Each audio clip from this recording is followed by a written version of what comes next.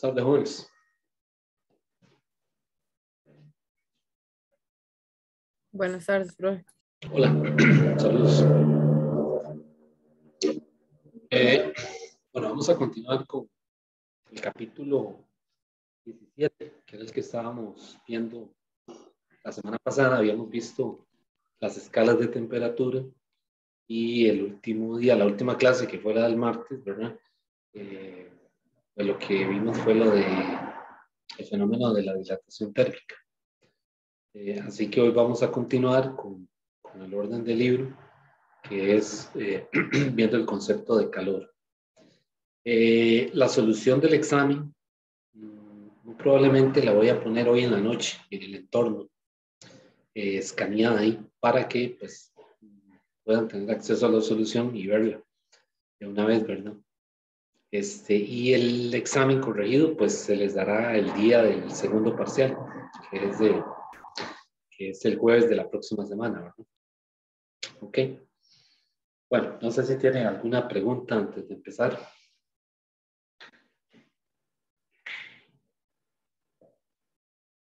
Profe, esta semana haría consulta solamente para saber. Claro, hay consulta. Lo que no sé, lo que no garantizo es que la pueda dar el miércoles. O sea, sí la podría dar, pero la tengo que dar un poco tarde, como tipo, tal vez 4 o 5. Pero sí podría dar horas de consulta el miércoles y también el viernes, ¿verdad? En la mañana o en la tarde. Porque de hecho hay que hacer hora de consulta, ¿verdad? Porque vean que ya tenemos cubierto el tema del segundo parcial, ¿verdad? Lo que se evalúa es el tema de ondas y sonido, ¿verdad? Entonces, sería bueno esta semana hacer horas de consulta, aclarar dudas.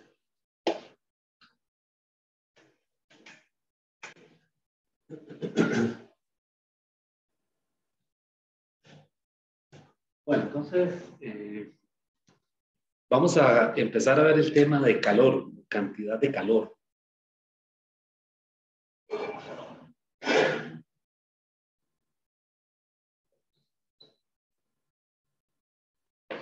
Este concepto, pues, tiene que quedar muy claro, porque, pues, primero que todo, el concepto de calor, algunas veces es susceptible de confundirlo intuitivamente, ¿verdad?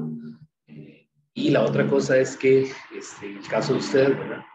Físicos y meteorólogos, tiene que quedar completamente claro, porque luego, pues, ustedes van a llevar termodinámica, mecánica estadística, y pues no solo la parte matemática, ¿verdad? Sino también la parte física tiene que quedar, no pueden haber, ¿cómo se dice? Huecos ahí, ¿verdad? Así que pues vamos a ver el concepto. Lo primero que vamos a decir, bueno, calor, ya en química lo calcula uno también, ¿verdad? Pero el calor lo vamos a denotar con la letra mayúscula.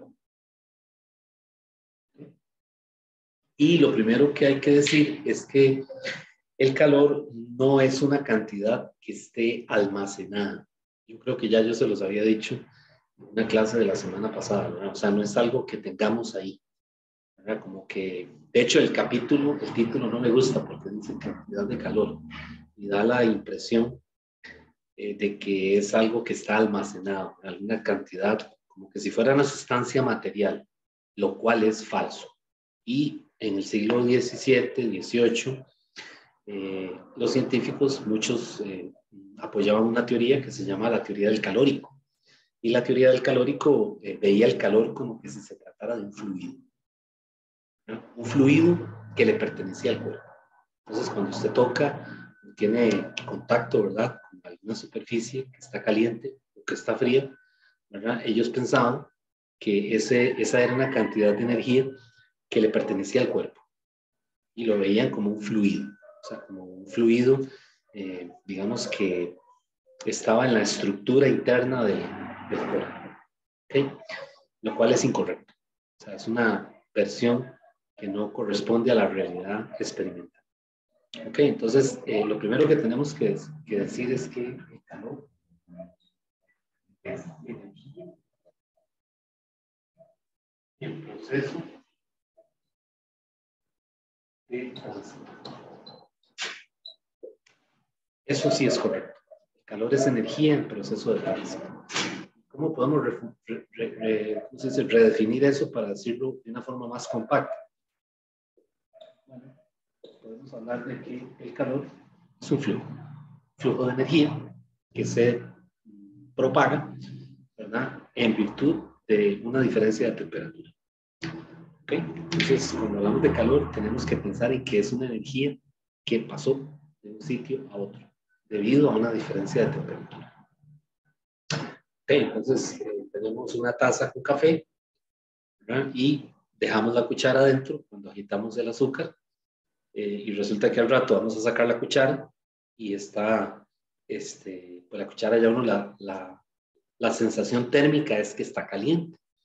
Bueno, lo que ocurrió es que ese flujo de calor o esa energía térmica está pasando del café, que está a una temperatura más elevada, a la cuchara, que viene de estar a una temperatura ambiente. Okay, entonces el calor pasa, ¿verdad?, a la cuchara en virtud de una diferencia de temperatura. ¿Okay? Y eso es de forma espontánea. O sea, no tiene que haber nada externo, ningún agente externo que medie o que intervenga, ¿verdad?, para que ese flujo de calor pase a la cuchara. ¿Okay? Él pasa simplemente porque la cuchara está a una temperatura menor. ¿Okay? Bien. Entonces, flujo de calor es energía en proceso, energía térmica en proceso de transferencia o en proceso de tránsito. Y el trabajo es igual. O sea, el trabajo que ya ustedes calcularon en física 1, el trabajo de la fuerza de fricción, por ejemplo, o trabajo de la gravedad, el trabajo que efectúa cualquier fuerza, es también energía en proceso de tránsito. ¿Okay? Entonces, el W y el Q son formas de transferir la energía. ¿Okay? Bueno, entonces, queríamos aclarar eso, ¿verdad? ¿Qué unidades vamos a usar para el calor? Bueno, las mismas que las del trabajo.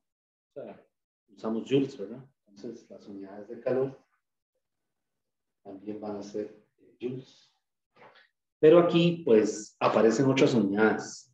Por ejemplo, hay una que es la caloría, que es una unidad del sistema internacional y se abrevia con una C minúscula. Una cal, que eso es igual a 4.186 joules. ¿Okay? Esa es una unidad del sistema internacional. Y no hay que confundirla con caloría con mayúscula. La caloría con mayúscula es la unidad que usan para la información nutricional de los alimentos. O sea, cuando usted compra un producto, ¿verdad?, en la parte de atrás le especifican, qué sé yo, la cantidad de calorías que tiene, todas esas cosas. Esas calorías son con C mayúscula. Creo que son calorías alimenticias, ¿no? Tiene un nombre en particular, ¿verdad?, pero no es esta caloría, que es la C minúscula, que es el sistema internacional. Están relacionadas, obviamente, ¿no? El alimento tiene un contenido energético determinado, ¿no?, dependiendo de las características del alimento, y está relacionado, obviamente, ¿no?, porque es lo que usted está ingiriendo, pero es decir, no es una unidad que sea del sistema internacional.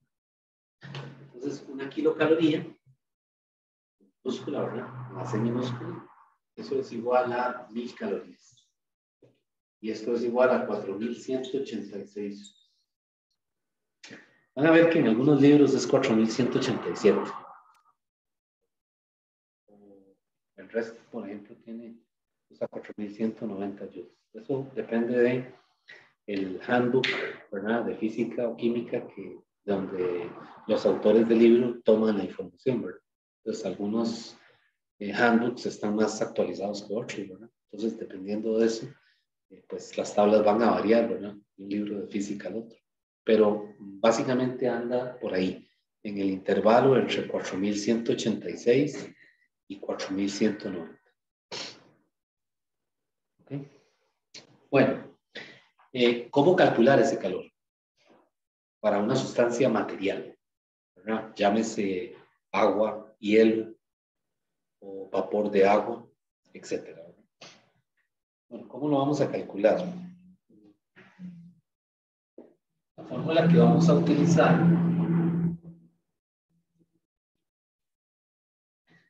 La fórmula que vamos a usar es la siguiente. Q es igual a MC delta T. Esa M que ustedes ven ahí es la masa de la sustancia.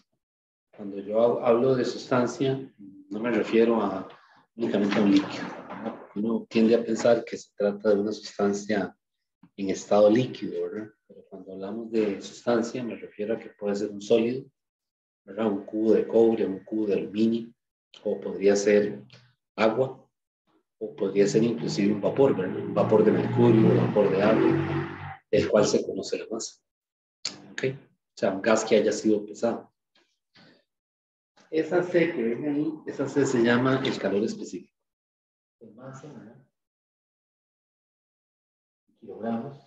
Y esta C se llama el calor específico. Específico. Y las unidades del calor específico son joules entre kilogramos, Kelvin. O también joules entre kilogramos, grados Celsius. Okay. El calor específico es una cantidad característica de cada material.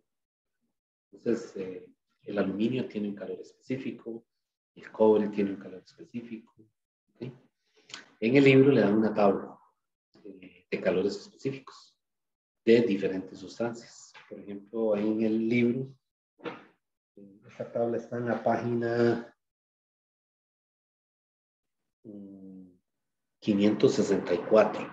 Entonces ahí, en esa página, pues le dan, tengo aquí el libro en mi mano, le dan los calores específicos de metales, por ejemplo, el aluminio, el berilio, okay, el hierro, el plomo, pero también le dan, por ejemplo, el calor específico de la sal de cocina, el NaCl, ¿verdad? Y junto al calor específico le dan una columna de masa molar. ¿Se recuerdan de la masa molar, verdad? También en química le dicen peso molecular. Entonces, junto al calor específico le dan la masa molar de esa sustancia. Por ejemplo, de la sal de cocina, la masa molar son 0.0585 kilogramos por mol. Ya eso se puede calcular con ayuda de la tabla periódica. En este caso no vamos a usar la tabla periódica, es decir, se le da el valor de una vez. Y también hay una columna de capacidades caloríficas. Ya vamos a explicar qué es eso. Pero bueno, el calor se puede calcular de esta manera. Y el delta T es una diferencia de temperatura. ¿Y qué unidades? Pues en grados Celsius o en Kelvin, porque recuerden que un delta T es lo mismo en Celsius que en Kelvin. ¿Okay? Entonces, esa Q que ustedes ven ahí representa una transferencia, un flujo de energía térmica. ¿En virtud de qué? De la diferencia de temperatura. Vean que aquí el signo del calor es debido al signo del delta T. Entonces, si Q es positivo, pues es porque el delta T es positivo, en cuyo caso la temperatura final tiene que ser mayor que la temperatura inicial. ¿Cierto? ¿Sí? Entonces decimos que el sistema, o la sustancia en este caso, ¿verdad? La sustancia de masa M, absorbe calor. O sea que es un Q absorbido. Pero si, por ejemplo, el Q es negativo, eso es debido a que el delta T ya no es un incremento, como aquí, sino que se trata de un decremento. Entonces aquí sería menor que cero. Entonces hablamos aquí de un aumento o un incremento en la temperatura y aquí decimos que se trata de un decremento. ¿Okay? Entonces aquí la temperatura final pues es menor que la temperatura inicial y por lo tanto el calor no es absorbido, sino que es cero. Entonces esa sustancia de masa M es posible que te da calor, ¿verdad? Por ejemplo, cuando usted tiene un baúl fresco, ¿verdad? Y quiere enfriarlo, ¿verdad? Lo acaba de preparar y necesita enfriar, ¿lo que hace? Le echa unos cubos de hielo, ¿verdad? Entonces, el sistema se compone de dos sustancias. ¿Cuáles son? El agua y el hielo. Entonces, la pregunta es, ¿quién cede y quién absorbe? ¿Quién creen ustedes que cede? Calor. ¿El hielo o el agua? ¿Quién cede calor cuando se agrega el hielo al agua? O al fresco, digamos, un fresco que uno quiere enfriar. El fresco está a temperatura ambiente. Digamos que está a la temperatura de donde uno está, ¿verdad? 22 grados, una cosa así. Y usted quiere enfriarlo, ahí le echa unos 4 cubos de hielo, ¿verdad? Y rápido se enfría, ¿verdad? Pero ¿quién cede ahí? ¿Quién cede y quién absorbe? Escucho opiniones. El fresco. El El fresco fresco es se... el calor, por supuesto, porque está a mayor temperatura. Y ya dijimos que el calor pasa, ¿cómo se dice? Espontáneamente digamos, de la sustancia a mayor temperatura a la que tiene menor temperatura. Pues ahí el fresco cede calor y por eso el hielo se derrite, ¿verdad? Y el hielo es el que lo absorbe. ¿Quién cede? El agua. ¿Quién lo absorbe o quién lo gana? El hielo. Y por eso es que se funde el hielo, ¿verdad? Sin embargo, si usted hace esta misma pregunta, en, digamos ahí en el ambiente popular, ¿verdad? No en la universidad, sino ahí en la calle, es posible que escuche otras opiniones que están basadas más en un criterio intuitivo y no en un criterio basado en la parte experimental, ¿verdad? Porque el concepto del calor es engañoso. Y en física, cuando hablamos de que algo, o sea, en física no vale la pena hablar de que algo esté caliente o está frío, porque no nos permite cuantificar, ¿verdad? Decir que algo está frío o está caliente, no sé, es como decir que el día esté claro y la noche está oscura. Sí, no sirve de nada. ¿Okay? Entonces necesitamos medir, cuantificar. Ok, entonces bueno, a lo que quiero llegar es que en esto uno tiene un sistema que tiene algunos componentes, en una mezcla, por ejemplo. Hay algunos componentes que ceden calor porque están a mayor temperatura y otros que absorben ese calor. ¿Okay? Bueno, entonces esta es una forma de calcular calor debido a un cambio de temperatura. O sea, un paso de energía térmica de un sitio a otro en virtud de una diferencia de temperatura. Bueno, hay una cantidad también ahí que se llama la capacidad calorífica molar. Vamos a hablar un poquitito de ella. Tal vez por aquí para si tenemos que usar algo más. Hay una cantidad ahí, una cantidad que el libro le llama capacidad calorífica molar. Calorífica molar. Esa cantidad se denota con la letra mayúscula C. Y vean que la hago bien grande, ¿verdad? Y está definida como la masa molar, la M mayúscula, ¿verdad? Por el calor específico. MC. Entonces, cuando yo multiplico calor específico por masa molar, lo que voy a obtener es una cantidad que se usa mucho en termodinámica, que se llama la capacidad calorífica molar. ¿Sí? Entonces, el calor, ahora lo puedo escribir así. Lo puedo escribir como N, ¿verdad? Por C, por delta T. Entonces, cuidado, no confundan este con este, ¿verdad? Vean que ahí la M es masa y la C chiquitilla es calor específico.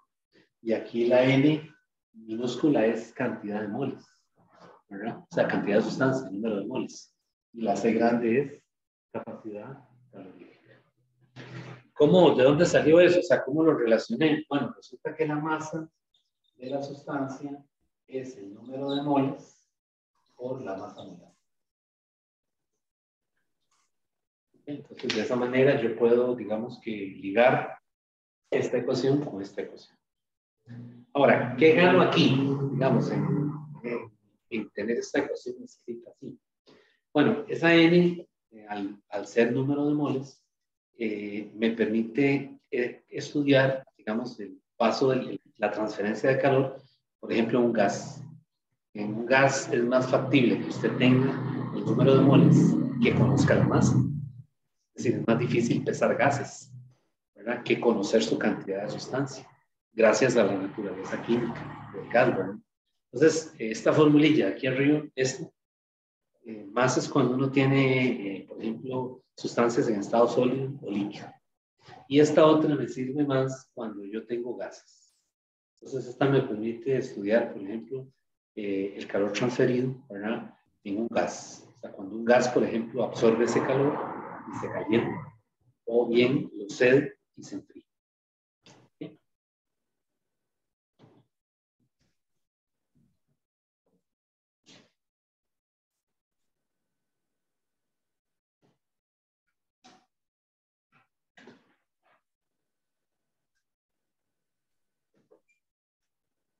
Vean que las unidades de la masa molar son kilogramos de termómetro. Estas son las unidades de masa molar o peso molecular, que pues son las unidades que hemos usado cuando hemos calculado en química, por ejemplo, peso molecular.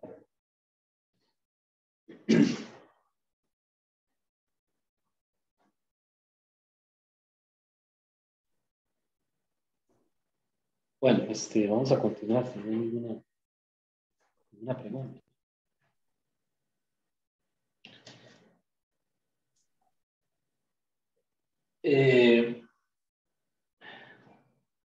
Voy a borrar por aquí.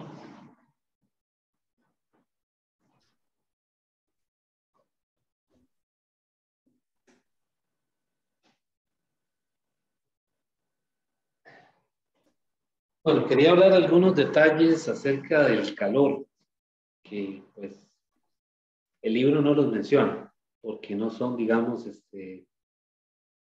esenciales para entender el material, pero dado que pues ustedes más adelante van al curso de termodinámica, pues sí es bueno comentarlos. Lo primero es que el calor, matemáticamente hablando, el Q es el calor es un diferencial. Déjenme ver, porque no estoy poniendo nada. Calor es una diferencial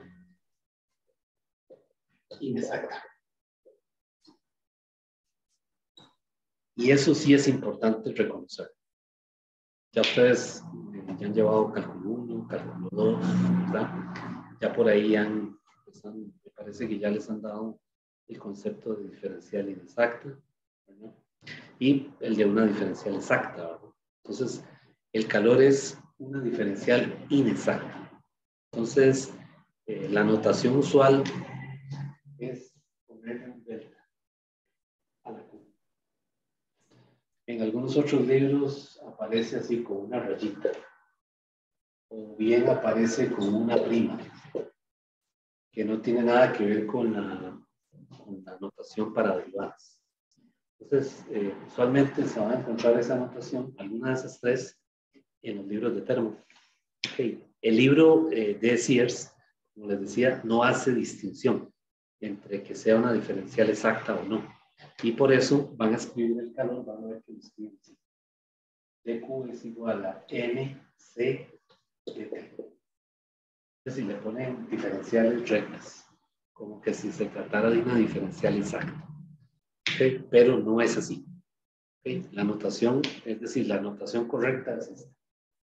Delta Q es igual a MC por dt, en donde esto es diferencial inexacto y esto es un diferencial exacto. Entonces es bueno que ustedes ya vayan reconociendo estas ideas, ¿verdad? Que un diferencial inexacto puede estar escrito en términos de un exacto. Entonces, ahí cuando tengan tiempo, ¿verdad?, y quieren recordar, pues es bueno que vayan a su libro de cálculo o en internet. No hay que ni siquiera ir a un libro. Ahora todo está en Internet.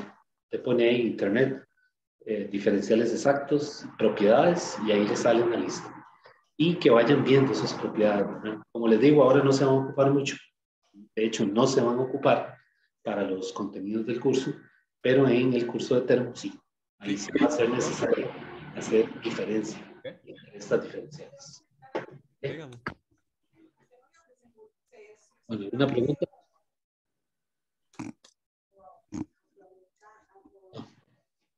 Ok, bueno.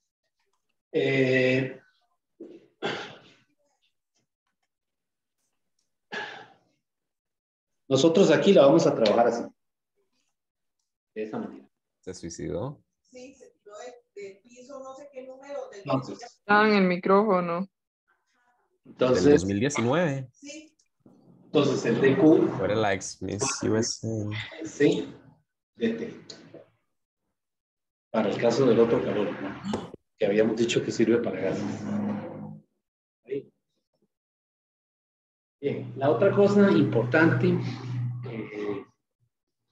es que como es un diferencial inexacto, el calor, cuando uno integra el calor, no se le puede poner límites a la integral. De tal manera de que cuando yo integro esto es un delta, ¿verdad? Cuando yo hago esa integral, lo que me queda es eso. ¿Okay? Así que si yo a esta integral le pongo así límite inferior y límite superior y lo intento escribir como un delta Q, que sea Q final menos Q inicial, esto es completamente falso. ¿Okay? Igual para el trabajo. Se integra el trabajo, el diferencial del trabajo no obtiene delta W, sino que lo que obtiene es W. ¿Okay? Les hago el comentario porque en algunos libros y libros de autores reconocidos, ¿verdad? Me encuentro con que la notación que ellos usan es esta. Es decir, ponen la fórmula, ponen este delta Q así. Este delta Q. O sea, he visto libros de autores reconocidos, ¿verdad? O sea, gente, y ponen esa notación así. Y entonces ellos lo que quieren dar a entender es que este delta Q es una cantidad finita. O sea, no, que es una cantidad, una transferencia de calor, como correctamente es. Lo que pasa es que en los años que yo tengo de enseñar esto, me he dado cuenta que también el estudiante lo interpreta como que si fuera un cambio. O sea, un Q final menos un Q inicial, porque estamos acostumbrados a ver el delta, ¿verdad? En física. Y entonces enseguida lo asocian con una cantidad final menos una inicial. Y esa es la parte que es incorrecta. O sea, no, el calor no es un cambio de Q final menos Q inicial, sino que es una única transferencia que ocurre. Y se le llama Q. ¿Okay? Entonces, cuidado, por si ven esa anotación en algún libro, ¿verdad? Más adelante, consultando libros, se lo van a encontrar así. En los libros de termo nunca aparece así, ¿verdad? Le explican claramente que cuando se integra el diferencial inexacto, lo que se va a obtener es la Q única. ¿Sí? Entonces, pues, parece algo muy sencillo, ¿verdad? Pero, es decir, las implicaciones a nivel conceptual son muy importantes. Igual, si yo integro el diferencial de trabajo, lo que obtengo es trabajo. ¿Okay? Nunca voy a obtener un delta W, un cambio de trabajo. ¿Okay? ¿Y por qué es así? Bueno, habría que meterse a ver las propiedades de las diferenciales, la parte matemática. Pero eso, pues, lo dejamos para termo. Solamente que les voy adelantando el cuento, ¿verdad? Para cuando lleguemos ahí, si me toca darles el curso, pues que ya ustedes estén familiarizados con esta notación, ¿verdad? Y yo en la física 2 de ingeniería nunca lo digo, porque al estudiante no le importa, ¿verdad? Ni tampoco lo va a necesitar. Pero a ustedes sí, ¿verdad? Ok, bueno, quería llegar a eso, ¿no? A esa notación. Y voy entonces, si no hay duda, voy a borrar.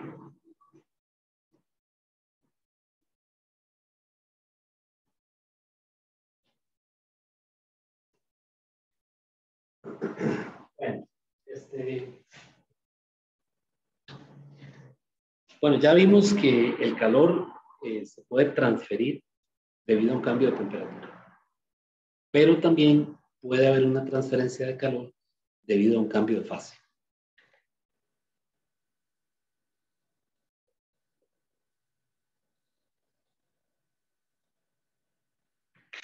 Entonces, en un cambio de fase, bueno, ¿alguien me puede decir qué es un cambio de fase?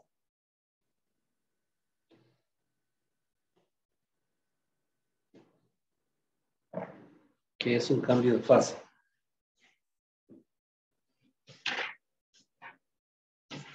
Bueno, en un cambio de fase no se altera la naturaleza química de la sustancia, ¿verdad?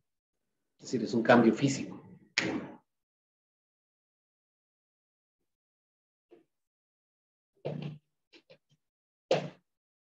Y ocurre siempre a una temperatura constante.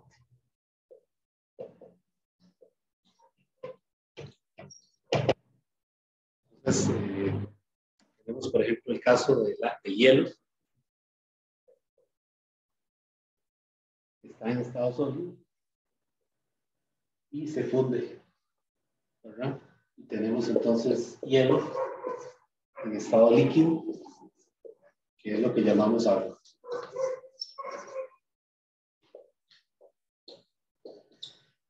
Y ahora esa agua se vaporiza y se convierte en vapor de agua. ¿Sí? Pero vean que sigue siendo químicamente agua.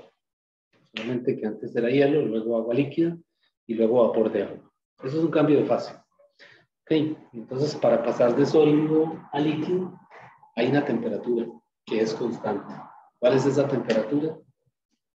0 grados Celsius, que es lo que se conoce como el punto de fusión del agua.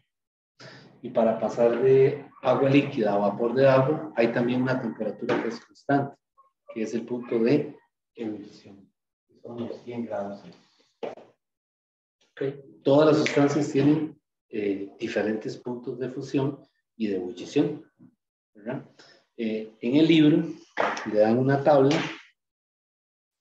que está en la página 567 y ahí le dan diferentes sustancias, ¿verdad? Por ejemplo, gases como el helio, el hidrógeno, el nitrógeno, el mercurio, el etanol, ¿okay? Y otros metales, ¿verdad? Por ejemplo, la plata, el oro, el cobre. Y entonces le dan dos columnas. Le dan la columna del punto de fusión, o sea, la temperatura a la cual la sustancia funde, y le dan el punto de ebullición normal, que es la temperatura a la cual esa sustancia se vaporiza. Por ejemplo, el mercurio, su punto de vaporización son 357 grados Celsius, que es una temperatura, bueno, es alta obviamente, pero conseguir el punto de vaporización del mercurio es relativamente sencillo, ¿verdad? Por eso es que es tan peligroso manipular mercurio, ¿verdad? En los talleres o en los laboratorios, ¿verdad? Porque en un horno fácilmente se alcanza esa temperatura. Y entonces el mercurio se vaporiza. Y una vez que usted entra en contacto con vapor de mercurio, es altamente nocivo, ¿no? Altamente venenoso. ¿Okay? Y ahí le dan entonces el punto de fusión y el punto de ebullición para una lista que está en esta tabla de sustancias. Bueno, resulta que cuando hay un cambio de fase, como esto que estamos viendo aquí, hay un calor también cedido o un calor absorbido, ¿verdad? Propiamente en el cambio de fase, es decir, a esta temperatura.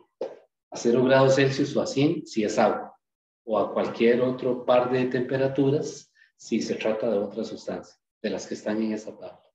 Pero con las que más se trabaja, o sea, con la sustancia que más se trabaja es con el agua. ¿Okay?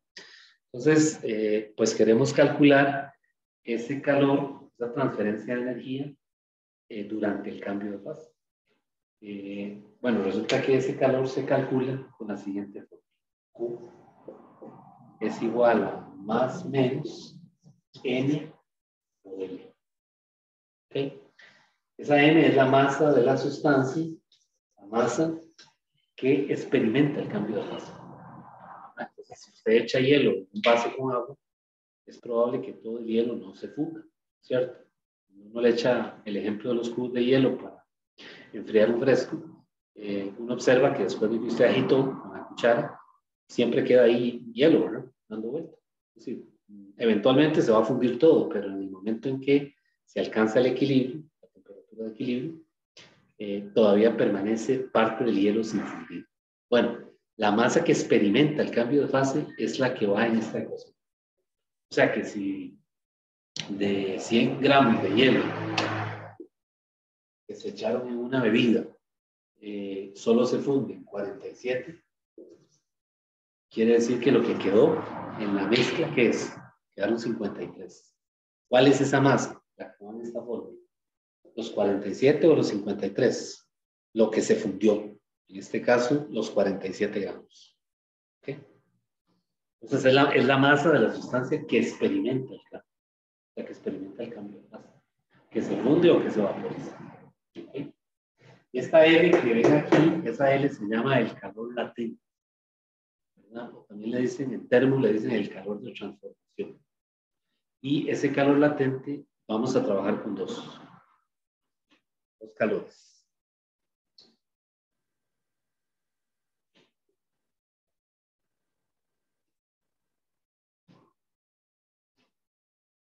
Ese calor latente, Profe, dígame, ¿qué dijo que era L? Es que no lo escuché. ¿y era qué? La L, la L. El calor latente. Calor latente. Ok, gracias. El calor latente. O también le dicen calor de transformación. Calor latente o calor de transformación. Y hay dos. El L de fusión y el L de vaporización. Entonces, en esa misma tabla, donde están los puntos de fusión y de ebullición, está también los calores latentes de fusión y de ebullición de cada sustancia. ¿Okay? Entonces, por ejemplo, para el agua, para el caso del agua, que es el más común, ¿verdad? El punto de fusión, en el caso del agua, el punto de fusión es 273 Kelvin. ¿Ok? Bueno, 273.15. ¿No? En Kelvin, ¿verdad? Y el calor latente de fusión va a ser 334 por 10 a la 3 joules sobre kilogramo. 334 por 10 a la 3 o 3.34 por 10 a la 5 joules entre kilogramo. Es el calor de fusión. Ahora, para el caso de vaporización, en el caso del agua, la vaporización es a 373.15. Y el calor latente de vaporización es 22.56 por 10 a la 3 joules entre kilogramo. O bien 225.6 por 10 a la 6 joules entre kilogramo. Entonces, cuidado con el punto decimal, ¿verdad? Que no se lo vayan a comer, ¿verdad? Igual que los coeficientes lineales que vimos la semana pasada, ¿verdad? Que algunas veces no ponen el punto y es capaz de que uno lo deja botado, ¿verdad? Realmente se correría en un lugar decimal la respuesta, pero igual, ¿verdad? Entonces vean que para cada sustancia de esa tabla le dan su punto de fusión y su punto de ebullición. En el caso del agua son 273.15 y 373.15. Y ahí le agrega una palabra, le dicen punto de ebullición normal y punto de fusión normal. Esa palabrita normal, ¿qué creen ustedes que significa? Se refiere que esa presión de una atmósfera que los están calculando. O sea, un experimento en donde no se, ¿cómo se dice? No se, que se trabaja una atmósfera de presión. ¿Okay? Y le dan el L de fusión y el L de vaporización, que se supone que son constantes, ¿verdad? Es decir, que no van a cambiar. ¿Okay? Entonces, ahora estamos calculando un calor debido a un cambio de fase. O sea, estamos tomando en cuenta el hecho de que la sustancia no solo cede calor o lo absorbe debido a un cambio de temperatura, sino que también la sustancia puede ceder calor o lo puede absorber si esa sustancia experimenta un cambio de fase. Por ejemplo, si es hielo que se funde o si es agua que se vaporiza, que se convierte en vapor. ¿Okay? Entonces, si la sustancia experimenta, es decir, si experimenta las dos situaciones, es decir, un cambio de temperatura y un cambio de fase, pues va a tener dos calores, ¿verdad? Un calor debido al delta T y un calor debido a ¿qué? El cambio de fase. ¿Okay? Entonces, bueno, ¿dónde sirve esto? ¿Para qué nos sirve esto? Bueno, esto nos permite hacer problemas de mezclas, que es, digamos que tenemos un calorímetro, ¿verdad? Que es un vaso ahí, una tapa, como un termo, eso de donde uno guarda café, y entonces echa ahí varias cosas, ¿verdad? Echa agua, echa hielo, puede agregar un cubito de algún material, un cilindro de algún material desconocido, y se agita la mezcla, se mete un termómetro, ¿verdad? Para hacer la lectura de la temperatura de equilibrio, y una vez que se conoce la temperatura de equilibrio, uno puede pasar a calcular algún incógnito, ¿verdad? En el laboratorio de física hay un experimento que es que le dan un cilindro, o sea, un cilindro, y le dicen, tome, averigüe qué material es ese, ¿verdad? Entonces el cilindro uno no sabe qué es, ¿verdad? Muchas veces no se da cuenta si es aluminio, es decir, algunas veces están pintados, entonces uno no sabe, ¿ok? Entonces la idea es estudiar la mezcla, ¿verdad? Una vez que se alcanza la temperatura de equilibrio para calcular el calor latente o el calor específico. Y ya con eso uno se va a una tabla y compara, y el valor más cercano es el que corresponde al material que está ahí metido en el calorímetro. Entonces, esta es una área de física que se llama calorimetría. Ya por ahí les había comentado algo la semana pasada. Bien. Entonces, bueno, vamos a continuar si no hay ninguna pregunta. Entonces, bueno, cuidado ahí con los puntos decimales, ¿verdad? Vean que es 22.56 por 10 a la 3 o 2.256 por 10 a la 6. Y aquí es lo mismo, 334 por 10 a la 3 o 334 por 10 a la 6.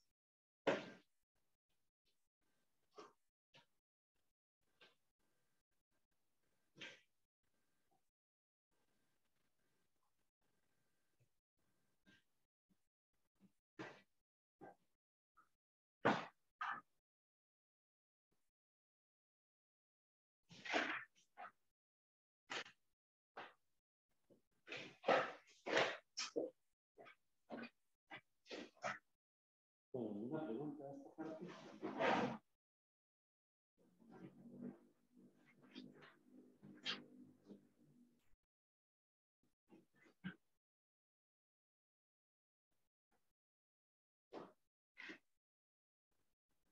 Bueno, en los cambios de fase ya dijimos que la temperatura es constante en el momento en que ocurre el cambio de fase, ¿no? Entonces es común hacer la temperatura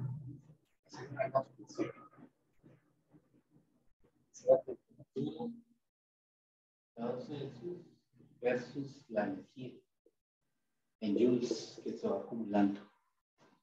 Entonces, usualmente, si yo tengo una sustancia que está, por ejemplo, a menos 20 grados Celsius, imagínense hielo que se está tomando de un congelador, ¿verdad? Ese hielo, cuando yo lo saco, tengo que llevarlo ordenadamente a cero primero. Okay, entonces, ahí hay una transferencia de calor debida únicamente a ¿qué? A un cambio de temperatura. Porque tengo que pasar el hielo, que lo tenía en un congelador a menos 20, lo tengo que llevar ahora a ¿qué? A cero. Entonces, aquí hay un primer calor, pero es debido a un cambio de temperatura. Ya estando en cero, el hielo se tiene que fundir. Entonces ahora tenemos una línea que es horizontal, que es precisamente donde ocurre el cambio de fase. El cambio de fase ocurre a una temperatura de 0 grados Celsius, 273, ¿verdad? Y es el caso del agua, por ejemplo. Ok. Entonces aquí, en esta rayita, yo lo que tengo es una mezcla. O sea, yo tengo hielo más agua. En equilibrio térmico. O sea, todo el sistema está a la misma temperatura. Y el paso siguiente es, por ejemplo, si yo quiero llevar el hielo a 100. Bueno, entre 0 y 100, pues esta línea es agua líquida, ¿verdad?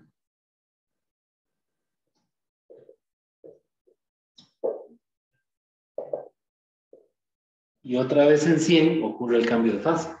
Ahora que hay otra línea horizontal, ¿verdad? En donde hay una mezcla de agua más vapor de agua. ¿Okay? Arriba de 100, lo que voy a asegurarme que tengo, por ejemplo, si fueran 120, pues esto que voy a tener aquí ya es vapor de agua.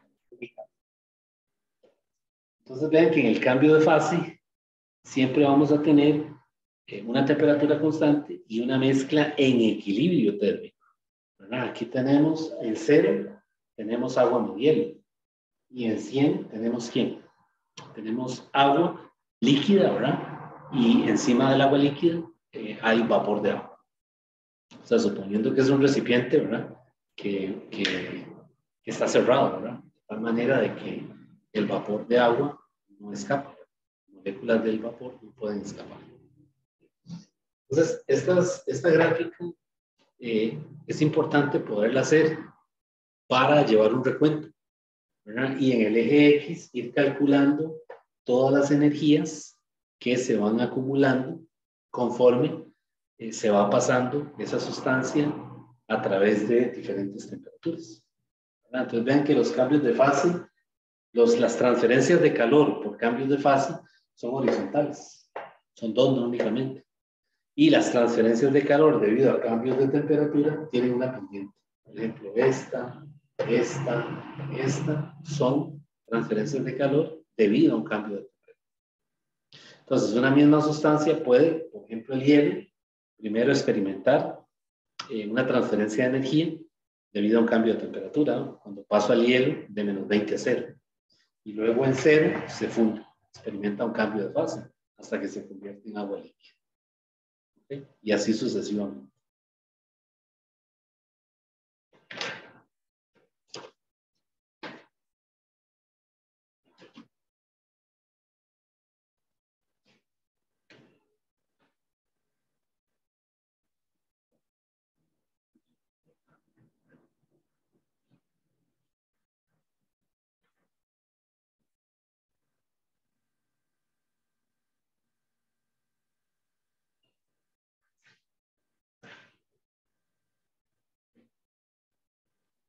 Bueno, voy a hablar por aquí.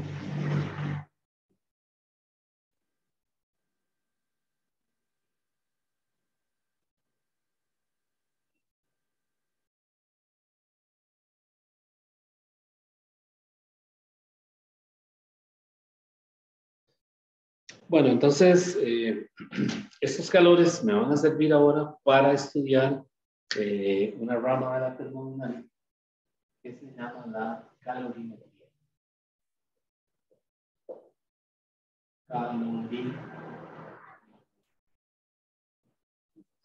La calorimetría pues se rige por un principio que se llama así también, el principio calorimétrico. Y lo que le dice es que la sumatoria de todos los calores en un sistema que esté aislado tiene que ser igual a 0. ¿Okay? Entonces esto funciona siempre que el sistema esté aislado. ¿Okay? Por ejemplo, el caso de un calorímetro. Un calorímetro simple y sencillamente es un vaso, ¿verdad? En el peor de los casos de estereofón, como un vaso de esos de café, un café de esos que compran en la calle, que tiene una tapa. Y por algún lado se le mete un termómetro.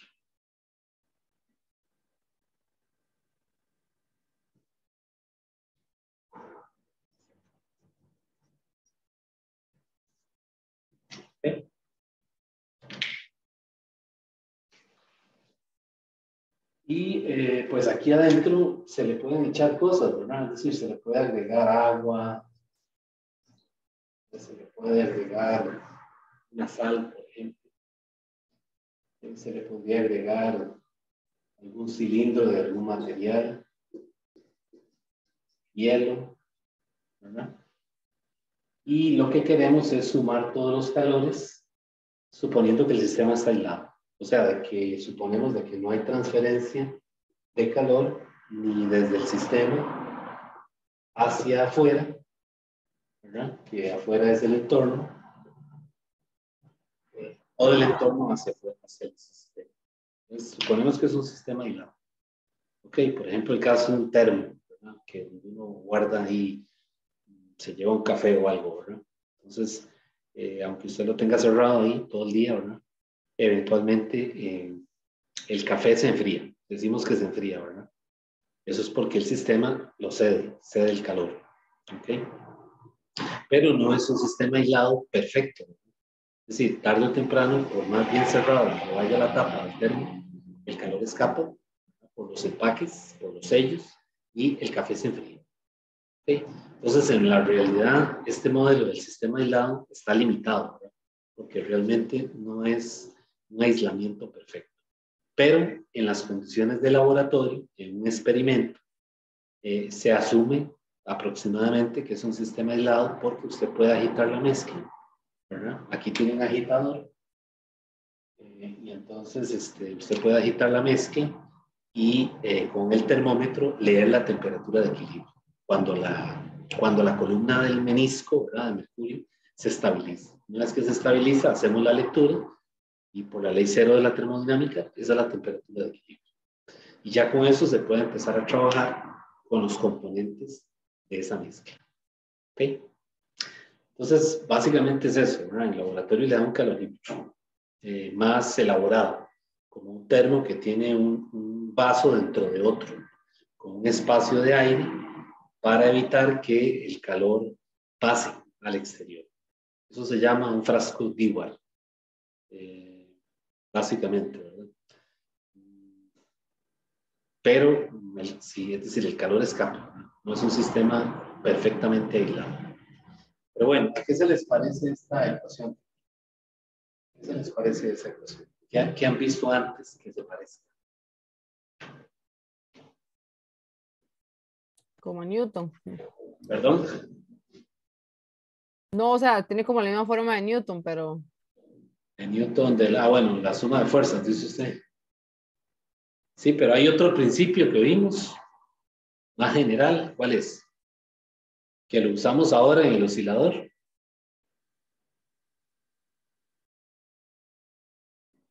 La ley de conservación de la energía, ¿no? ¿Cómo se escribe la ley de conservación? Cambia la energía mecánica. Entonces, vean, por supuesto no es lo mismo, ¿verdad? Es decir, aquí esto es energía mecánica, ¿verdad? Y esto es calor, y aquí es un delta y aquí es una sumatoria. Pero vean el parecido, ¿verdad? Porque ambos son sistemas aislados. Okay, entonces, realmente este principio de calorimetría, suma de calores igual a cero, no es un principio nuevo, es a lo que quiero llegar. O sea, es una consecuencia directa de la ley de conservación de la energía. O sea, aquí no hay física nueva, es a lo que quiero llegar, ¿verdad? El que propuso eso tomó la idea prestada de la conservación de la energía. Simplemente lo relacionó porque ambos son sistemas aislados y se desprecia la transferencia de energía en ambas direcciones.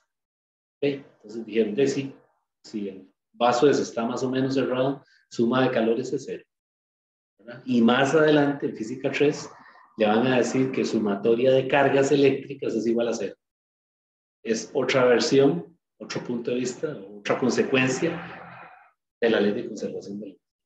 Entonces ven que en física no es que hay un montón de leyes, como la gente piensa, ¿verdad? Sino que son unos pocos principios básicos, ¿verdad? Fundamentales,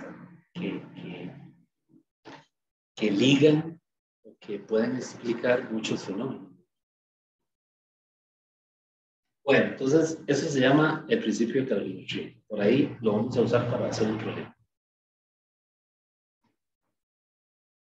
Voy a borrar esta parte.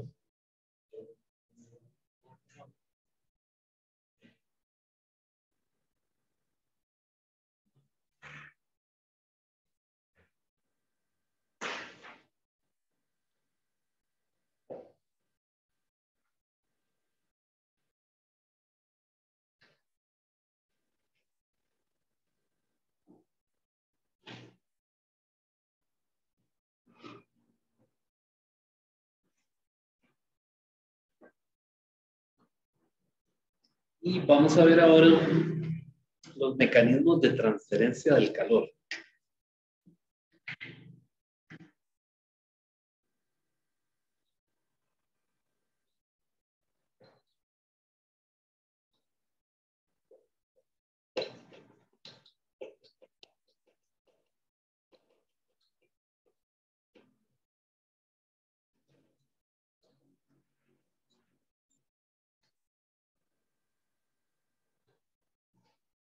Mecanismos de transferencia del calor.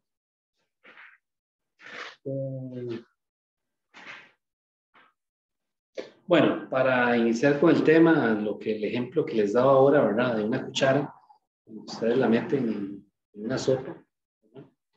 O en una taza de café que está muy caliente y por alguna razón dejó una la cuchara ahí, ¿verdad? Cuando uno va a tratar de coger la cuchara, se da cuenta que está ya muy caliente, ¿verdad? Entonces, ese es un mecanismo de transferencia del calor que se llama conducción. La conducción tiene que haber contacto. Entonces, con el fluido a través del cual se propaga el calor. Entonces, en este caso, se colocó la cuchara que estaba a temperatura ambiente y se dejó cierto tiempo ahí, ¿verdad? Al haber contacto entre la cuchara y el fluido, y ser la cuchara un metal, los metales son excelentes para propagar el calor, pues el flujo de calor pasa a través de la cuchara. Entonces decimos que el calor fluye por conducción, porque hay contacto, digamos, directo entre el material por donde se propaga el calor. O igual una cocina, ¿verdad? Cuando uno prende la cocina, un disco, ¿verdad? Y sienta una olla ahí, y quiere calentar algo, ¿verdad? Obviamente ese calor se propaga por conducción, porque hay contacto entre el disco, ¿verdad? Y la superficie inferior de la olla. ¿Ok? Entonces, eso se llama conducción, cuando hay contacto, ¿verdad? Por lo general, los metales y las aleaciones son muy buenas conductoras del calor. Pero también hay otro mecanismo que se llama convección. El primero que vimos es conducción. Hay otro que se llama convección. Y ese le interesa mucho a la gente que van a hacer meteorología, ¿verdad? O que van a hacer física atmosférica o oceanografía física. En esas tres áreas. La convección es un tema de todos los días, ¿verdad? Para el meteorólogo, para el físico atmosférico o para el oceanógrafo físico. ¿Por qué? Bueno, porque es el mecanismo de calor a través del cual se propaga ese flujo gracias al movimiento de un fluido. Ese fluido puede ser un líquido o puede ser, por ejemplo, aire. ¿Okay? Entonces, por ejemplo, en las vertientes, en las bahías, ¿verdad? En las costas, por lo general, el calor se propaga por convección. Es decir, las masas de aire oceánicas, ¿verdad? Que se mueven a través de los golfos, ¿verdad? O cerca de las bahías, propagan el calor o transmiten el calor de esa manera. Es decir, a través del movimiento de masas de aire gigantescas, ¿verdad? Que son las que llevan ese calor. A una escala más pequeña lo podemos ver, por ejemplo, una vela, ¿verdad? Cuando usted prende una vela, ¿verdad? No sé si lo han notado, en la parte de arriba de la vela, si uno acerca la mano, ¿verdad? Siente el efecto del calor, ¿verdad? Pero si usted aleja la mano cerca de la vela, ¿verdad? Se va a dar cuenta de que ya no siente tanto el efecto del calor. No es tanto porque esté cerca o esté lejos, sino porque la forma como se propaga el calor es por convección. Es decir, las masas de aire que están encima de la vela son pesadas. Entonces, cuando se calientan, ese aire que está encima de la vela, cuando se calienta, se vuelve más liviano. Es decir, el aire se hace más liviano y asciende. Y eso es lo que uno percibe en la palma. ¿Sí? Entonces, cuando uno acerca la mano, a ratos siente caliente, no sé si lo han hecho, la experiencia, y a ratos como que siente como que se refresca. Eso es porque el fluido, el calor, perdón, se está propagando a través de las masas de aire que comienzan a subir. Entonces, es un proceso que se repite, es cíclico. El aire que está encima de la vela, inmediatamente encima, se calienta, se vuelve menos denso y por lo tanto asciende. Y cuando asciende, usted siente el efecto del calor en la palma. Luego deja de percibirlo, siente como fresco. Y es porque se ha vuelto a posicionar una masa de aire fría encima de la vela y se repite el proceso. Se vuelve a calentar, se hace menos densa y asciende. ¿Okay? Se pone una masa de aire fría nuevamente debajo de la vela, se vuelve a calentar, se hace menos densa y asciende. Y de esa manera el calor se propaga. ¿Okay? ¿Cómo? ¿Cómo llegó a la palma de la mano? Bueno, por el movimiento de un fluido. El aire que se calentó y al hacerse más liviano, asciende. ¿Ok? Pero vean que ahí no hay contacto. ¿Verdad? No tengo contacto directo entre la mano mía, entre la palma y la vela. Sino que el calor me llegó porque un fluido se movió. ¿Ok? Que en este caso fue el aire. Entonces puede ser aire, puede ser un líquido, ¿verdad? Tiene que ser algún fluido, llámese aire, o sea, un gas o un líquido, que se pueda mover y de esa manera propagar el calor. ¿Okay? Entonces eso es convección. La convección es un mecanismo de transferencia muy complejo. ¿Okay? O sea, hay muchos modelos. Por eso les digo, la gente que va a esas áreas, ¿verdad? De meteorología o física atmosférica, la convección se va a encontrar con que hay un montón de modelos computacionales, porque la convección no es tan sencilla. O sea, no es tan... Es decir, casi que cada fenómeno que ocurre por convección tiene su propio modelo. ¿Okay? Entonces, aquí estamos diciendo lo básico, ¿verdad? Porque más adelante pues, van a ver más detalle en estas áreas, ¿verdad? El fenómeno de la convección. ¿Okay? Bueno, y el otro mecanismo de transferencia es la radiación.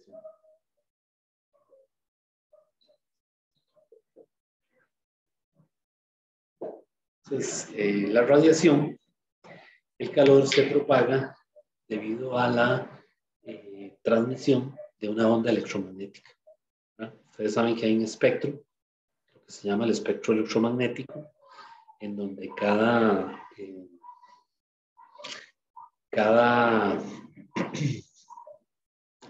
tipo de radiación tiene su propia longitud de onda. Entonces, en radiación, pues realmente lo que ocurre es que es una onda electromagnética asociada con esa radiación en particular que propaga el calor. Por ejemplo, el caso del sol, ¿verdad? Los rayos solares, cuando estamos expuestos ahí afuera, ¿verdad?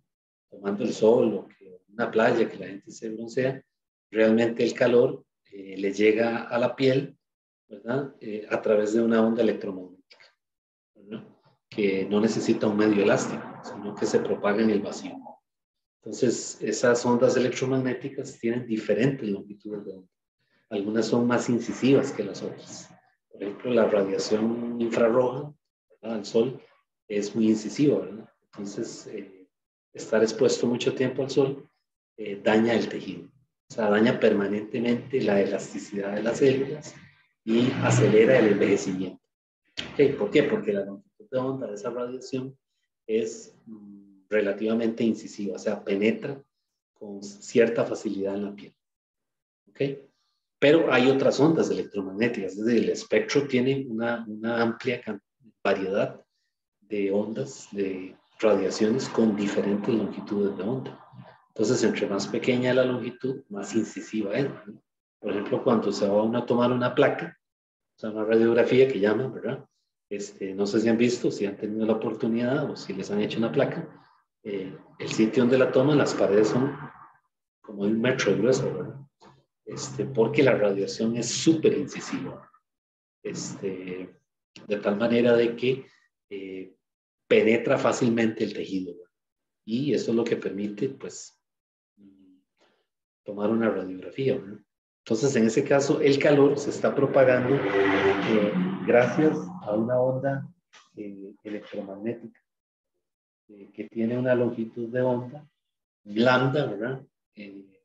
Muy pequeño, y entre más pequeño, más incisivo es. Entonces, ¿qué aplicaciones tiene la radiación?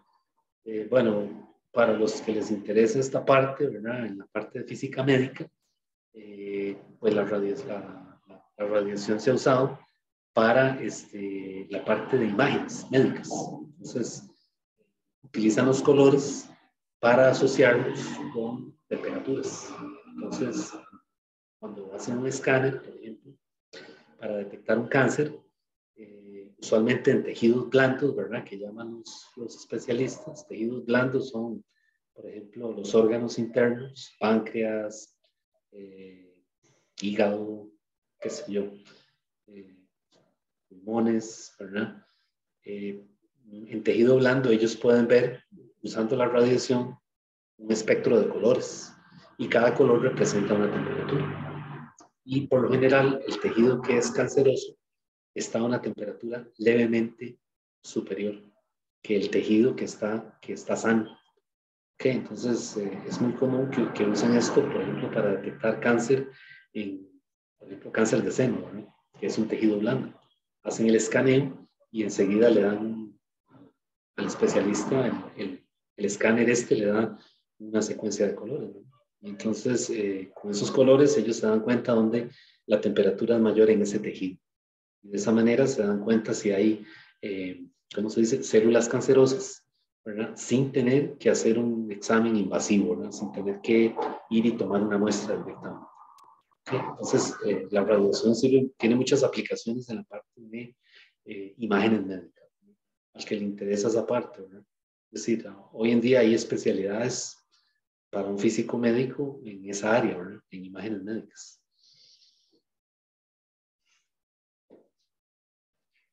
Bueno, entonces voy a devolverme. Bueno, no sé si tienen alguna pregunta. Voy a devolverme a ir viendo una por una, ¿verdad? Las ecuaciones que se usan. En convección casi no hay mucho. El libro no dice mucho porque, como les digo, el modelo es muy complejo. La convección es muy compleja. Es decir, no se puede ver así tan general, sino que la gente que estudia convección, desde su área de trabajo, ¿verdad?, tiene que desarrollar modelos particulares para cada fenómeno que están estudiando. Pero en general, la convección, bueno, ahorita lo decimos. Vamos a irnos a la conducción.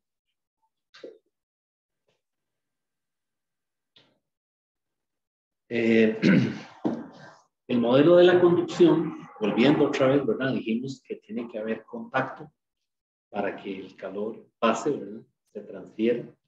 Y el modelo que se usa es el caso de una varilla o un tubo que está metido entre dos depósitos.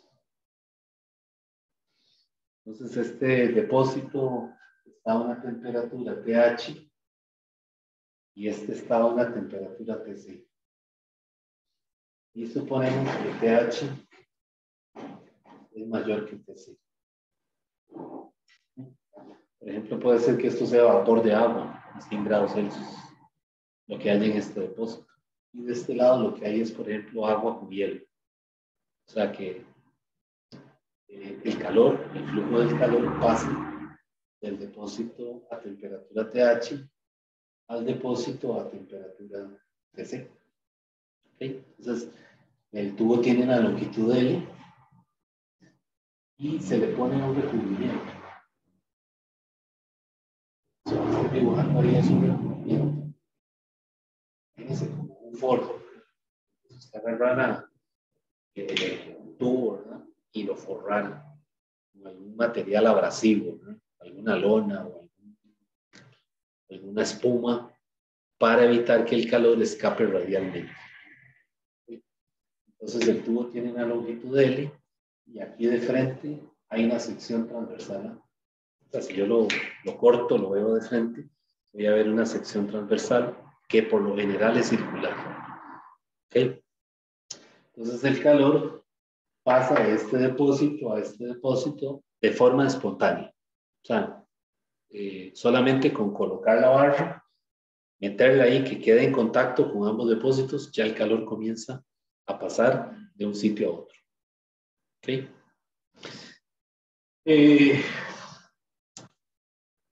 ¿Cuál es la ecuación que vamos a utilizar aquí en conducción? Es esta. El libro usa la letra mayúscula H, que la definen como una potencia térmica. Y esto es igual a calor entre delta T, que es el tiempo. ¿Okay? Como por ejemplo la potencia en física 1, que nos dijeron que era abajo entre delta T, ¿verdad? Eso fue lo que nos contaron ahí en física 1. Bueno, aquí en física 2 resulta que esa P es una H. Bueno, puede ser una P también, lo que pasa es que el libro usa H. Pero es una potencia térmica que ahora está definida como calor entre delta T. Profe, Dígame. perdón, ¿el A qué era lo que significaba? Ah, Ajá, la sección transversal, como el ok, tubo, digamos, el tubo, esto. ok, está bien. Gracias. Ok. Sí, y usualmente en la conducción se forra el tubo para evitar que el calor escape radialmente. Porque vean que este tubo, si yo lo veo de frente, no le pongo ese forro, ese aislante, el calor hace así.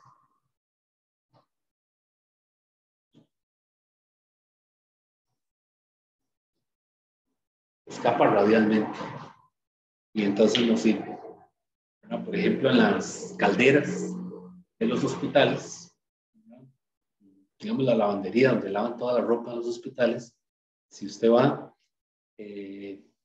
toda la tubería que tienen ahí, ¿verdad? Por donde pasa el vapor y toda esa cosa, toda está forrada con una lona así de gruesa para evitar que el calor escape radialmente. O sea, para lograr o tratar de lograr que el calor pase a lo largo del eje, ¿verdad? Y evitar que el sitio se sobrecaliente. Y aún así usted va a una caldera y el calor ¿verdad? Es asqueroso, ¿verdad? El sitio está todo el tiempo súper caliente, ¿verdad? Y usted ve todas las tuberías y las tienen forradas, ¿verdad? Imagínense si no las tuvieran forradas, ¿verdad? Sería imposible trabajar ahí. ¿Okay? Porque tendrían el problema de que el calor escapa de forma radial, que también es un problema aparte, que también ahora vamos a ver.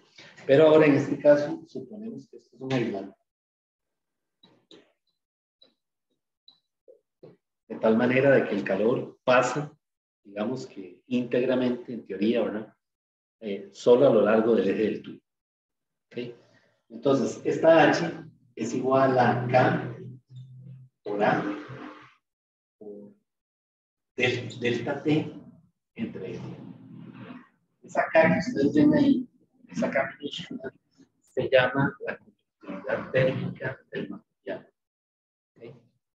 Perdón, profe, es que no lo escuché bien. Se llama la conductividad térmica del material.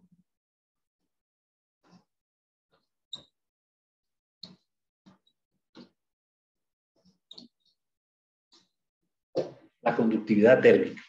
Ahí en el libro, en la página 371, le dan una tabla de conductividades. Entonces ahí le dan diferentes sustancias, ¿verdad? Por ejemplo, los metales, que son muy buenos conductores, ¿verdad?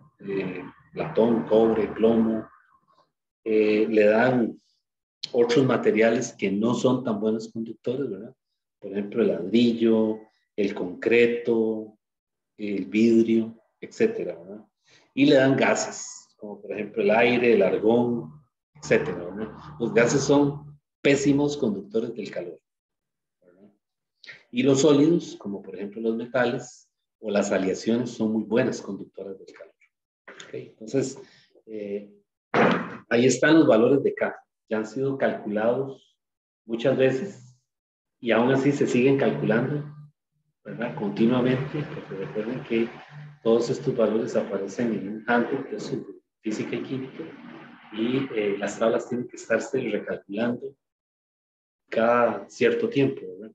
Para mejorar cifras significativas y un montón de cosas, ¿verdad? O mejorar las condiciones del experimento. Bueno, esa K, ¿qué unidades tiene?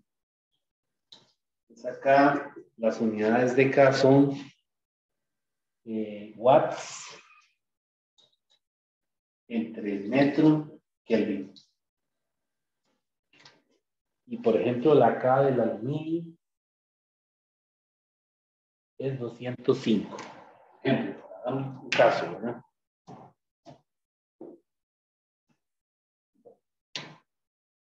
La K del aluminio es 205 watts entre metro Kelvin. Y así está la K del cobre, ¿verdad? Hay una K para cada material, ¿verdad? Esta área es muy importante para la gente de ingeniería civil, los que hacen, por ejemplo, recubrimientos. Por ejemplo, una vez que está la obra gris hecha, que tienen que hacer las divisiones, ¿verdad?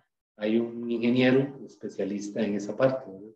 Y entonces, dependiendo de dónde esté el edificio, así escoge los materiales, ¿verdad? Si es un sitio muy frío, pues entonces él escogerá materiales que minimicen la salida del calor del interior del edificio y así evitar que se ponga muy frío adentro.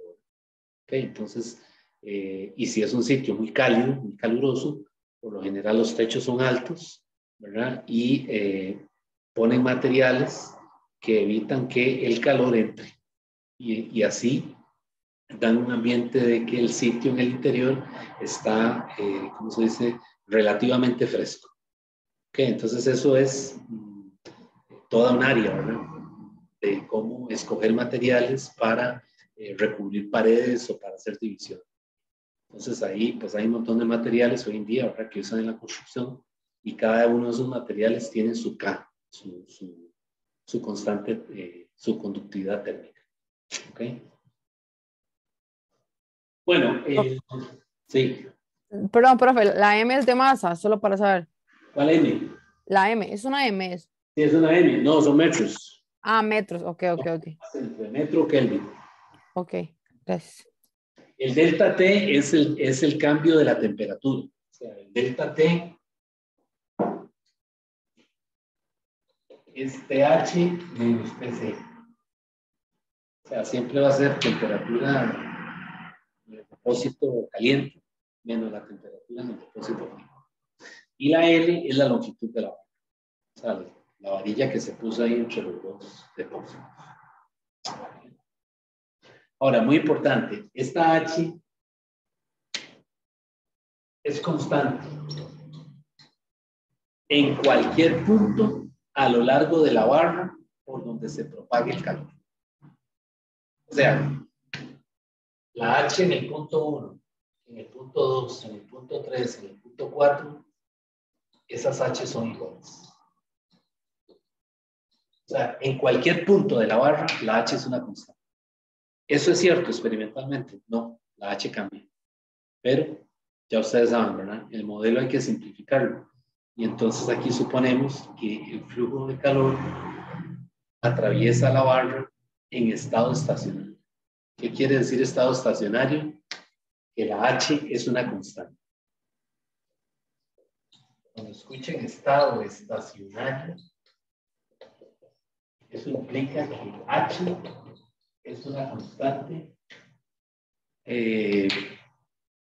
a lo largo de toda la longitud por donde se propaga el calor.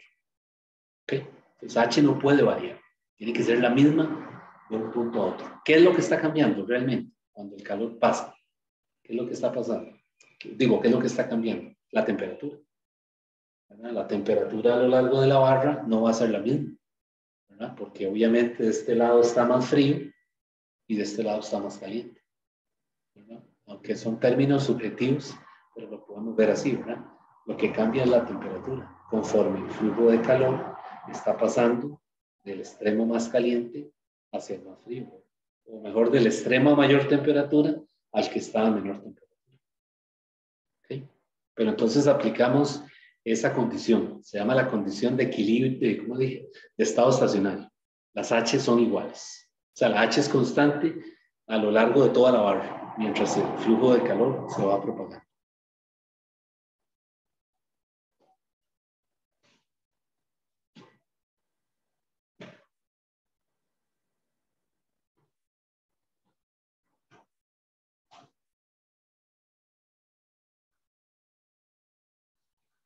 Ok, bueno, voy a borrar para seguir.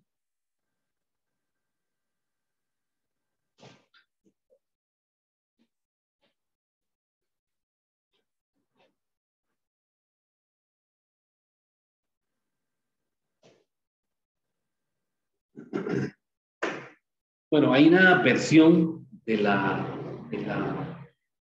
esta ecuación de conducción que le llaman la versión diferencial y se escribe así. La que yo acabo de escribir es esta. Q entre del dt es igual a K por A por delta T entre L. Y hay una versión diferencial que es esta. H es igual a dq dt. ¿Verdad? Esto es igual a K por A. Y ahora el delta lo cambio por un diferencial de T. Y el L lo cambio por un diferencial de T. Y esto es lo que se llama la versión diferencial. ¿Sí? ¿Dónde se aplica esa ecuación? Bueno, esa ecuación se aplica, por ejemplo, en el caso de que, la varilla esa, el tubo, no esté forrado. Lo que les había dicho, ¿verdad? Que el calor puede escapar radialmente. Entonces puede ser el caso de un cilindro. Una barra que sea cilíndrica.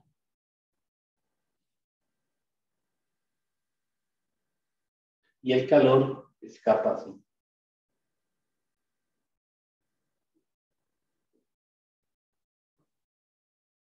¿Ok?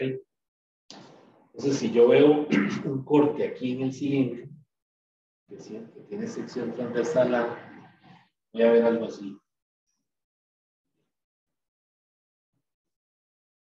Un anillo de radio R y ancho de R. Y el calor está escapando así. Escapando o entrando, ¿verdad? Aquí no sabemos porque las temperaturas son las que determinan la dirección del flujo de calor, ¿verdad?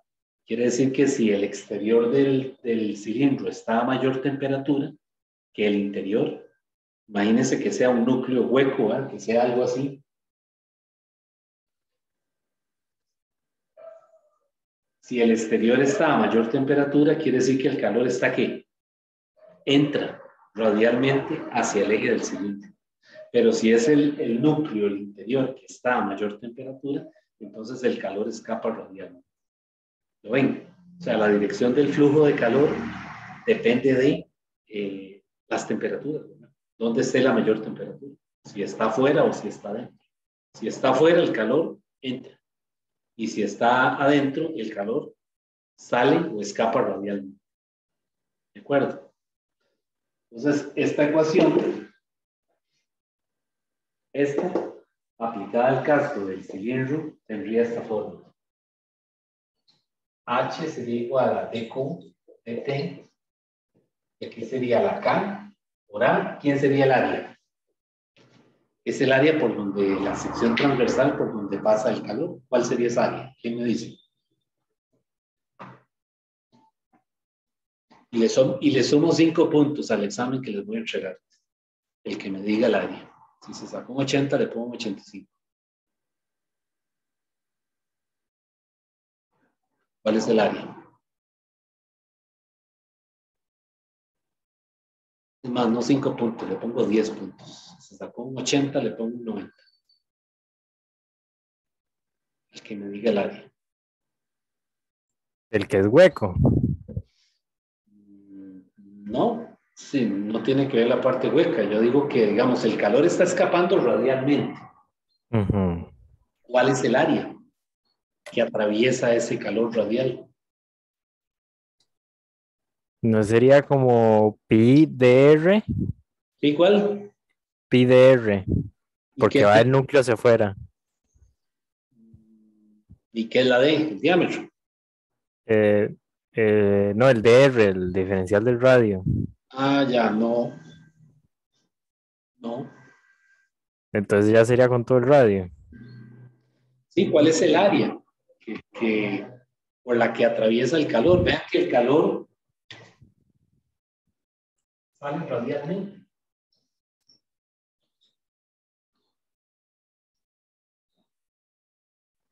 ¿Verdad?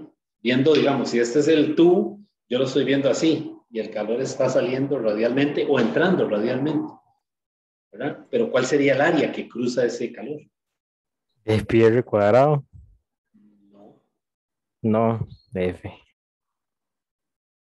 no, no es pi r cuadrado, porque pi r cuadrado es si sale axialmente. O sea, si el calor escapa así, ¿verdad? Sí se topa con esta cara que es un círculo. Pero ¿qué pasa cuando está saliendo radialmente o entrando radialmente? ¿Cuál es el área? De todo el exterior, ¿no? ¿Por lo cual?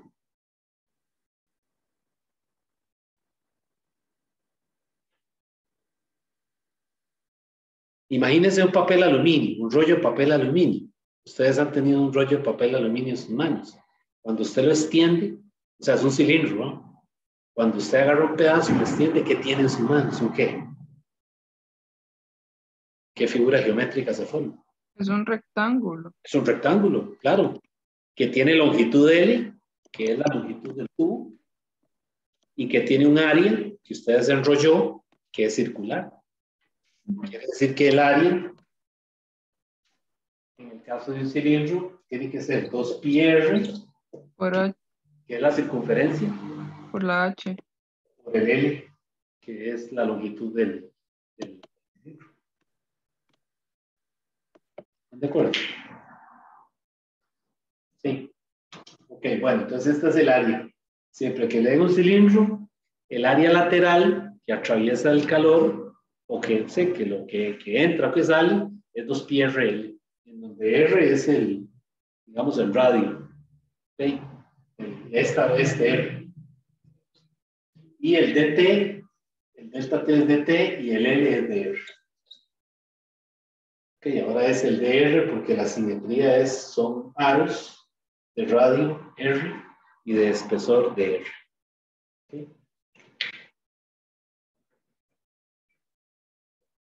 Entonces, ¿qué pasa si es una esfera?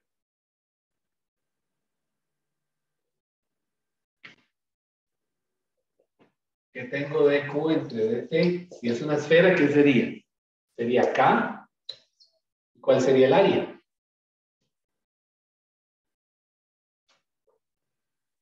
Si ya no es un tubo, sino que es una bola, ¿verdad? Una esfera. ¿Cuál sería el área que atraviesa ese calor? Sí, el área de la esfera. ¿Cuál es el área de la Por esfera? R a la 2. ¿Cuál?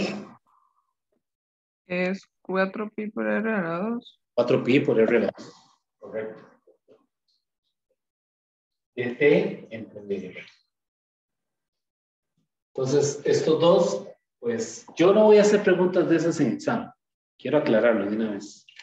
Es decir, no va a venir un problema de esos de integrar esas ecuaciones. Eso queda para termo. Pero les estoy contando, ¿verdad? El cuento. ¿Qué pasa cuando el calor no pasa por el eje, sino que escapa radialmente? Bueno, entonces hay dos ecuaciones. Una para la esfera y otra para el cilindro. Entonces, sí, no me voy a meter más ahí. Tampoco es que es súper complicado, sencillo. Esta h es constante.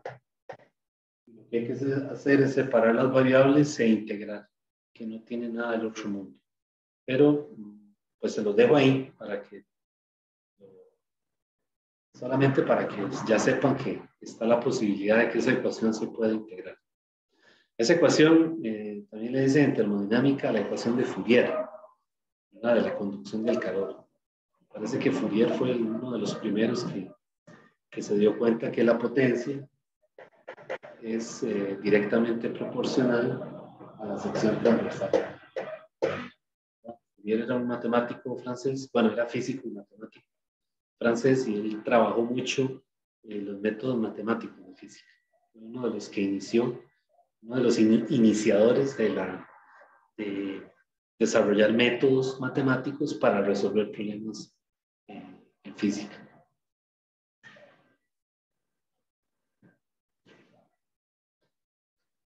Bueno, entonces, esta es la conducción.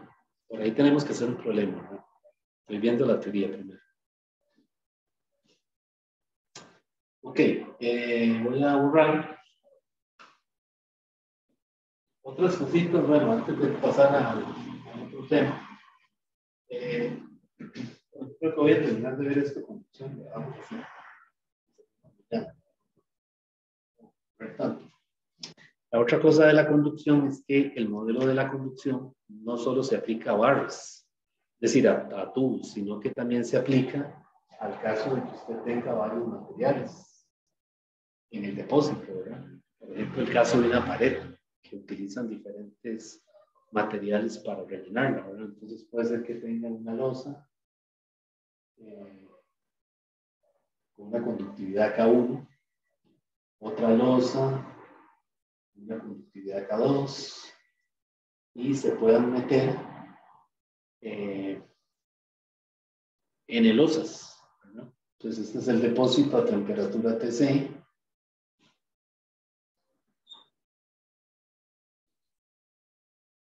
Y este es el depósito a temperatura TH. Entonces yo voy a tener una sucesión, una secuencia, ¿verdad?, de losas que tienen diferentes espesores. Delta X1, delta X2, ¿verdad?, hasta tener una losa enésima, ¿verdad?, AN, con un espesor delta X. Aquí siempre TH es mayor que TC, ¿verdad? Okay. El flujo de calor viene en esta dirección, ¿verdad? Y el H en 1 tiene que ser igual al H en 2, y eso tiene que ser igual al H en. Eso digamos que es lo que se llama estado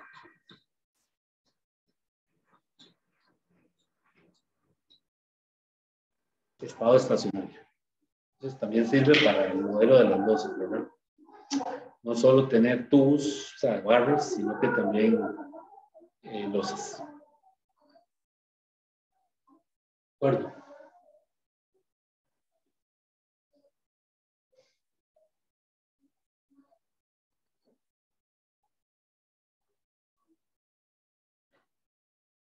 Ok.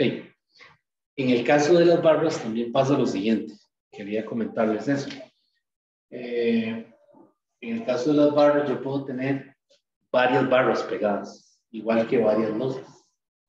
Entonces, si yo tengo varios tubos, las longitudes pueden cambiar. Podría ser que tenga algo así, ¿verdad? Dos tubos, o sea, dos barras, una de longitud L1 y L2 y conductividad K1 y K2. Entonces es el mismo modelo, ¿verdad? Solamente que los delta aquí es el grueso de la barra, ¿sí? Imagínense el borrador, ¿verdad? Como un slab, una barra, ¿verdad?, que tiene un ancho, un espesor delta X. Y en el caso de las barras, el espesor se cambia por ¿quién? Por la longitud de la barra. ¿Sí? Pero siempre voy a tener una continuación de la otra. Entonces, ¿cuál es la condición cuando tengo objetos en paralelo? Perdón, en paralelo no, en serie. Por ejemplo, barras en serie, tubos en serie, una continuación del otro. ¿Cuál es la condición aquí que hay que poner? Que las H tienen que ser iguales. ¿Okay? Es decir, en cada interfase, en las uniones, ¿verdad?, entre una barra y la otra, y que yo tenga dos barras, la H en cualquier punto de esas dos barras tiene que ser la misma. Y eso me permite resolver el problema. ¿Okay? Pero, ¿qué pasa si las barras no están en serie, sino que están en paralelo? Ejemplo azul.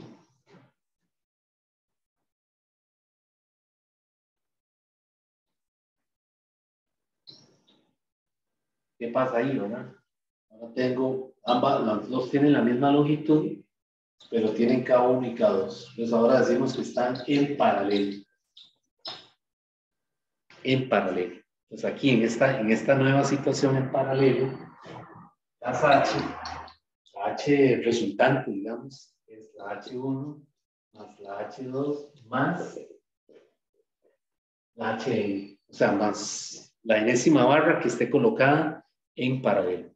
Pues vean que aquí uno puede tener tubos en serie, o sea, barras en serie, una a continuación de la otra, o puede ser que tenga barras pegadas que compartan, que tengan la misma longitud, ¿verdad? Con diferentes áreas, por ejemplo. Pero la H sería la suma de todas las que estén en paralelo. ¿Está bien? O puede haber una combinación, ¿verdad? Que usted tenga una barra, dos en paralelo y un pedazo en serie aquí, digamos, ¿verdad? O sea, que haya dos en serie y una por debajo. Entonces tendría dos en serie y esas dos en serie están en paralelo a su vez con otra barra. Podría ser, ¿verdad?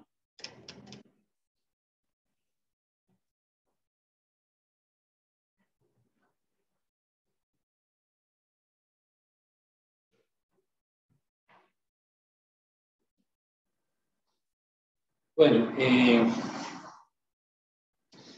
voy a quedar aquí.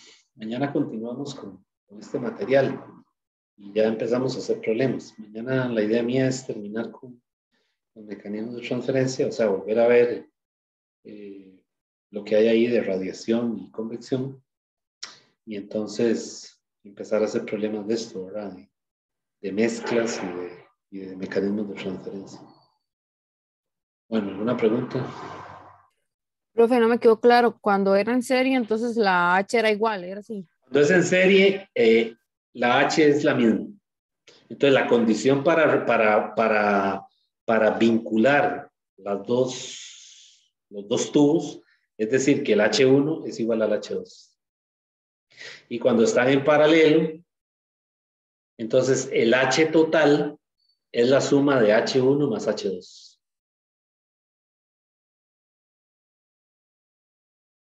¿Está bien? Sí, profe, muchísimas gracias. Ok, entonces, bueno, mañana vamos a seguir con este material y pues por ahí vemos en la semana a ver dónde metemos una hora de consulta, ¿verdad? Puede ser el miércoles en la tarde, tipo 4, una cosa así. Por ahí les enviaría la invitación mañana. Y Solo una hora de consulta, profe. yo estoy pensando en el miércoles y también en el viernes. Está bien. Para tener, digamos, para tratar de que la mayor cantidad pueda. Entonces pensemos primero en el miércoles, un par de horas de consulta, tal vez en la tarde, tipo 3, 4, que yo el miércoles tengo que ir a hacer un mandado. No me comprometo en la mañana. De por sí que en la mañana ustedes tienen, creo, el laboratorio. Sí. Entonces, estoy pensando en el miércoles ya en la tarde, tipo 3, algo así. Y después vemos ahí para el viernes a ver qué hacemos. Está bien. Bueno, entonces continuamos. Profe, Dígame. perdón, otra consulta. Hoy usted lo que dijo que sube es el solucionario o la nota que nos sacamos, digamos, del No, examen. lo que yo subo hoy, si puedo hoy en la noche, es la solución del examen. Sí, ya eso es otro, hasta el día del examen. La Listo. solución. Y esa solución yo se la voy a enviar a la muchacha que ustedes vieron ahí, que es la asistente que nombraron, y ella va a corregir los exámenes. ¿Okay? Y entonces una vez que estén corregidos, ella me dijo que si alguien quería saber la nota antes, que le escribieran y que ella les enviaba su nota. Pero me imagino que todavía no ha empezado a revisarlos porque necesita que yo le mande esa solución. Ok, entonces eso lo veremos. Profe, cuando ella le diga que ya tiene las notas, usted podría avisarnos para ver si le mando un mensaje. Okay. Que, Ella me dice, cuando ella diga que ya lo revisó, yo le pido el correo a ella, yo tengo el correo de ella, ajá. se lo mando porque ella fue lo primero que insistió, me dijo, yo los haya corregido, me pueden escribir y yo aunque sea les mando pues un desglose de la nota, ¿verdad? Ok. Pero Está de bien, todos modos, esos exámenes se van a entregar de este jueves que viene en 8, ¿verdad? Es decir, para el siguiente examen, después de hecho el segundo parcial, ahí mismo, entregando el segundo parcial, les damos el examen del primero. Es así como un intercambio. Tome y deme. Tome y deme. Entonces, esa es la idea. Y para el tercero lo mismo, ¿verdad? Usted me da el tercer parcial y yo le doy la solución perdón, el segundo examen corregido. Y ahí vamos. Y si hubieran apelaciones, que puede ser, ¿verdad? Lo que vamos a hacer es que esas apelaciones las podemos recibir al siguiente examen, ¿verdad? Es decir, si hay alguna apelación del primero, la pueden hacer llegar, o sea, llevan el examen y vemos la apelación el día del otro examen, ¿verdad? La única forma. ¿Y con el cuarto, profe? ¿El cuarto examen? Ese cuarto examen, lo que va a pasar es que muy probablemente el día que ustedes lo hacen, ese mismo día lo revisamos. Como si es en la tarde, por ejemplo, es un lunes, yo creo, ¿verdad? Cuarto examen. Muy probablemente ese mismo lunes, si se esperaran hasta las 5:30, se les podría entregar de una vez. Si no, sería llevárnoslo ese lunes, repartir los exámenes y traerlos corregidos al día siguiente, que es martes. Cosa de que ese mismo martes yo lo entrego y ahí ustedes ven si tienen alguna apelación y ahí mismo se da la nota. Eso es lo que Profe, vamos a hacer. Híjole, es que yo veo como a 6 horas de la U. Entonces, si yo salgo del examen y salgo como corriendo, por así decirlo. Ahí sí, entonces tendría que ser que otro día lo recoja. Ok. profe, una pregunta. ¿Usted sabe cuándo es la matrícula o la prematrícula del siguiente semestre? No tengo esas fechas, así las mandan, pero tanto documento, tanta cosa que mandan, no sabría decirle qué fecha Sí. tiene para eso. Bueno, está bien. Muchas gracias, profe. Hasta luego. Bueno, ok, hasta luego. Entonces nos vemos mañana para seguir con esto. Hasta luego, profe. Luego, profe, gracias. Bueno, pura vida, hasta luego.